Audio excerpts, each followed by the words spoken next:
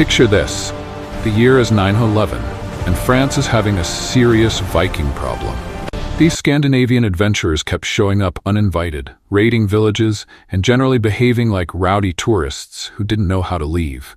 Enter Charles the Simple. Yes, that was his actual nickname, poor guy. King of the Franks. He decided that instead of fighting the Vikings endlessly, he'd bribe them with land.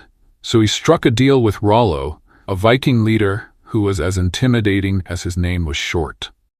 Rollo got a nice stretch of French coastline which became Normandy. The locals called these newcomers Normans, short for Northmen, because subtlety wasn't their strong suit. The Normans proved surprisingly adaptable. They married Frankish women, swapped their guttural Norse tongue for French, and traded Odin for Jesus. But don't be fooled. Underneath the polished manners and fancy new language, they kept their Viking warrior spirit alive.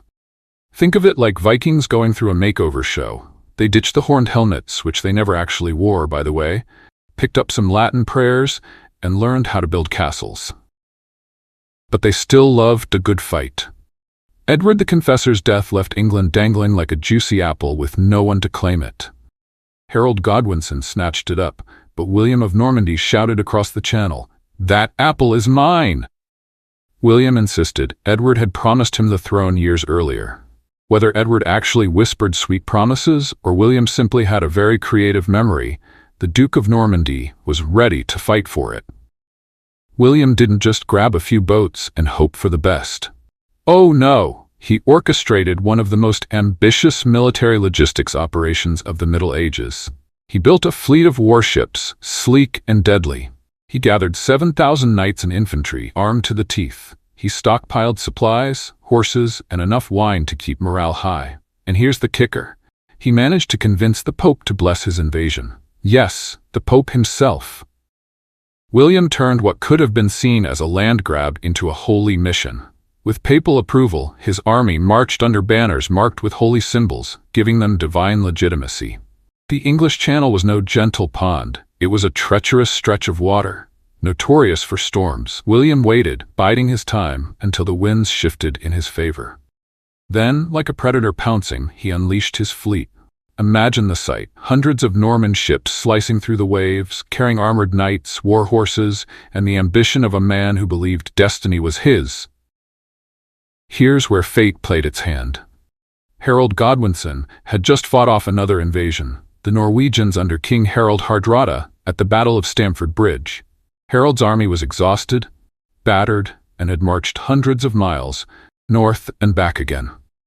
William's arrival was perfectly timed. It was as if the gods themselves had scheduled the invasion for maximum drama. By the time William's forces landed, England was vulnerable. Harold rushed south to meet him, but the Norman Duke had the advantage: fresh troops, papal blessing, and a burning determination to seize the crown. The clash that followed would become legendary. The Battle of Hastings, where arrows flew, swords clashed, and the fate of England hung in the balance. The showdown came near Hastings. Harold's army had just fought off a Viking invasion in the north. Yes, more Vikings. England couldn't catch a break. So they were tired and battered. William's Normans, fresh and well-prepared, faced them head-on. The battle was brutal, but the most famous moment is immortalized in the Bayeux Tapestry. Harold Godwinson takes an arrow to the eye. Whether that actually happened or was medieval propaganda, it sealed the Norman victory in legend. William wasted no time. He built castles everywhere, because nothing says "I'm in charge now" like a giant stone fortress looming over your town. He reorganized English society, introduced Norman French to the royal court, and commissioned the Domesday Book, a massive survey of land and people. This blending of Anglo-Saxon and Norman French eventually gave us the English language we know today. Fun fact, that's why we have pairs like cow, Anglo-Saxon, and beef, Norman French. The peasants raised the cows, the nobles ate the beef. Social hierarchy, served medium rare. The Normans didn't stop at England. They expanded into Wales, Scotland, and Ireland. Meanwhile, other Norman knights wandered into the Mediterranean, where they became mercenaries, adventurers, and occasionally kings. They even pioneered the heavy cavalry charge with couched lances, a devastating tactic that changed medieval warfare forever. By the late 11th century, the Normans had already proven themselves as Europe's favorite professional troublemakers.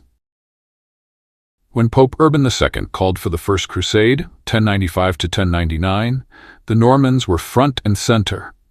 They charged into the Holy Land with their trademark ferocity, wielding couched lances and heavy cavalry charges that made enemies tremble. Their role was crucial in re-establishing Christian control in parts of the Middle East. But here's the twist. The Normans weren't just about fighting.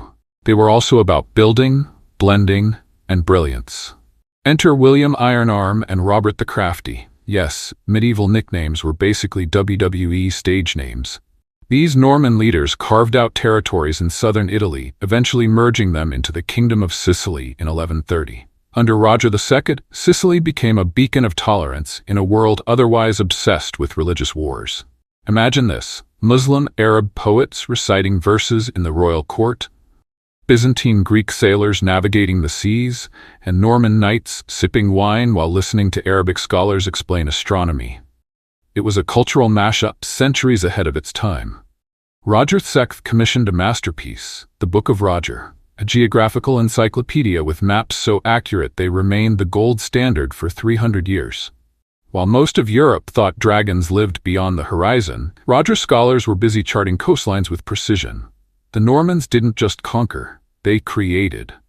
In Palermo, churches rose that combined Latin-style architecture, Arab ceilings, and Byzantine domes, all glittering with golden mosaics. It was like a medieval architectural remix album, one part Viking spirit, one part Arab artistry, one part Byzantine elegance. The result?